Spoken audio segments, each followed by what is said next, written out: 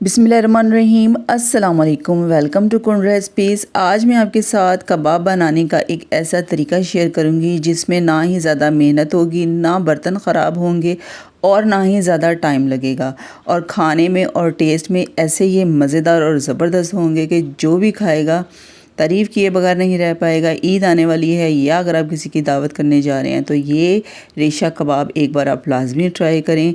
मैं आपको गारंटी से कहती हूँ कि ये बहुत ही मज़ेदार और बहुत ज़बरदस्त बनते हैं, तो रेसिपी को फुल वॉच कीजिएगा। आधा किलो चने की दाल को आपने 3 से 4 घंटा पहले भिगो लेना है। दाल जो है जब अच्छी तरह से सॉफ्ट हो जाए, फूल जाए, उसके बाद इसको डालना है कुकर में। ठीक है, ये हम कबाब जो है ना कुकर में बनाएंगे। तो उसके बाद इसके अंदर हम डालेंगे 1 किलो चिकन।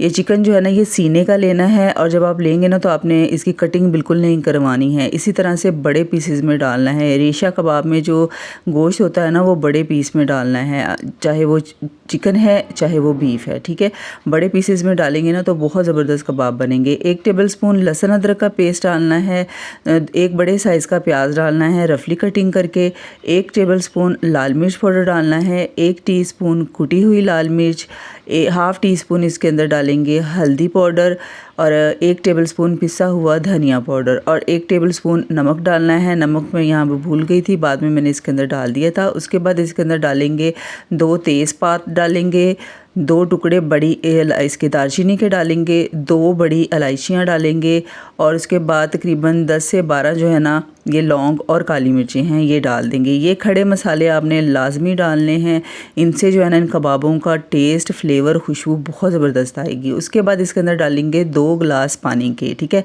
इससे ज़्यादा आपने पानी बिल्कुल भी नहीं डालना है, क्योंकि चिकन भी बहुत जल्दी सॉफ्ट हो जाता है, दाल जो है वो ऑलरेडी भीगी हुई है, तो इसलिए सिर्फ 2 गिलास डालना है। अगर बीफ के बनाए ना आप, तो बीफ में आपने 3 गिलास पानी के डालने हैं।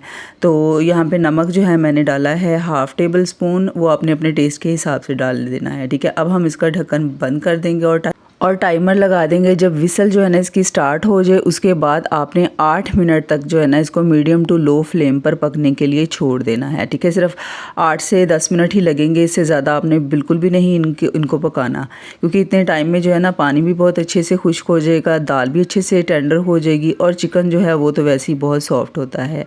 अब इसके अंदर जो हमने खड़े मसाले डाले थे ना, ये 10 मिनट के बाद जो है ना ये देखिए बिल्कुल तैयार हो चुका है, इसके अंदर बिल्कुल भी पानी नहीं है।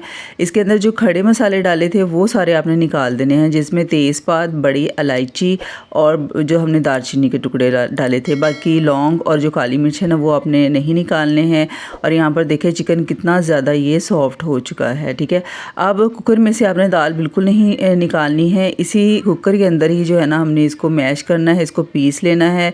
साग बनाने वाला जो मदिया है ना उससे भी आप पीस सकते हैं, या फिर जो कुंडी डंडा होता है ना उससे भी आप पीस सकते हैं। ठीक है, तो कुकर में से दाल बिल्कुल नहीं निकालनी है, इसी के अंदर आपने इसको अच्छे से पीस लेना, बहुत अच्छे तरीके से जो है ना अच्छे से मैश हो जाएगी।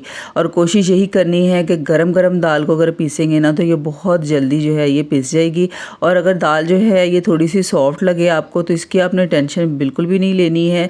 इसको अच्छी तरह से जब पीस लेना तो उसके बाद इसको आपने सिर्फ 10 मिनट के लिए फ्रिज में रख देना है, और इसका बैटर जो है ना ये बहुत अच्छे तरीके से अपनी असल पोजीशन में आ जाएगा, हार्ड हो जाएगा। ठीक है, ये देखिए हमने इसको अच्छे से पीस लिया है, ये बिल्कुल तैयार हो चुकी है। अब इसी कुकर में जो है ना अब हमने इसके अंदर बाकी चीज़ें डालनी है, इसको निकालना बिल्कुल भी नहीं है। इसके रेशे आप देख सकते हैं कितने ज़बरदस्त बने हैं।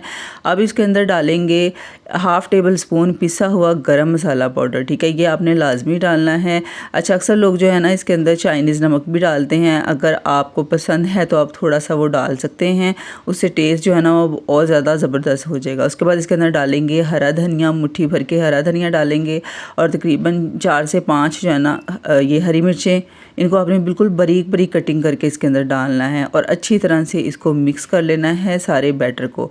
अब आप देख सकते हैं कि बिल्कुल किसी किस्म के कोई बर्तन नहीं ख़राब हुए हैं, और कबाब जो हैं ये भी कितनी जल्दी जो है ये बन के तैयार हो गए हैं, बिल्कुल भी टाइम नहीं लगता है, बहुत आसान तरीका है।